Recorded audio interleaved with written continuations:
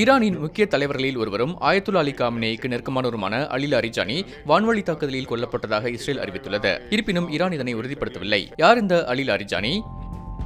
Iran மீது கை வைத்த எதிரிகளுக்கு வரலாற்றில் மறக்க முடியாத அளவுக்கு தகுந்த பாடம் புகட்டுவோம். எதிரி நாடுகளின் இதய பகுதிகளை கொழுந்துவிட்டு எரிய செய்வோம்.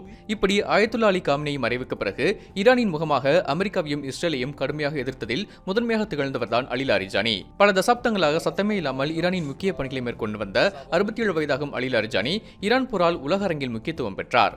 செல்வாக்குமிக்க குடும்பத்தில் பிறந்த லாரிஜானி 1979 புரட்சிக்கு பிறகு IRGC-யில் இணைந்து பணியாற்றியதோடு 1994 முதல் 2004 வரை அமைச்சர் பொறுப்புகளையும் வகித்திருக்கிறார். 2008 முதல் 2020 வரையில் சுமார் 12 ஆண்டுகள் ஈரான் நாடாளுமன்றத்தின் சபாநாயகராக பதவி வகித்தார். 2015 ஈரான் மேற்கத்திய நாடுகளுடன் செய்த அணுசக்தி தொடர்பான பேச்சுவார்த்தையை வெற்றிகரமாக நடத்தி காட்டியதன் மூலம் இவர் பெரிய அளவில் கவனம் ஈர்த்தார். 2021-2024 அதிபர் தேர்தலில் போட்டியிட முயற்சித்தும் அவருக்கு வாய்ப்பு கிடைக்கவில்லை. பெசஸ்கியான் அதிபரானதும் தேசிய பாதுகாப்பு கவுன்சிலின் செயலராக உருவெடுத்தார். மற்ற தலைவர்களை போன்று அல்லாமல் லாரிஜானி யதார்த்தவாதியாகவும் சமரசத்தை விரும்புவராகவும் திகழ்ந்ததாக ஊடகங்கள் தெரிவிக்கின்றன.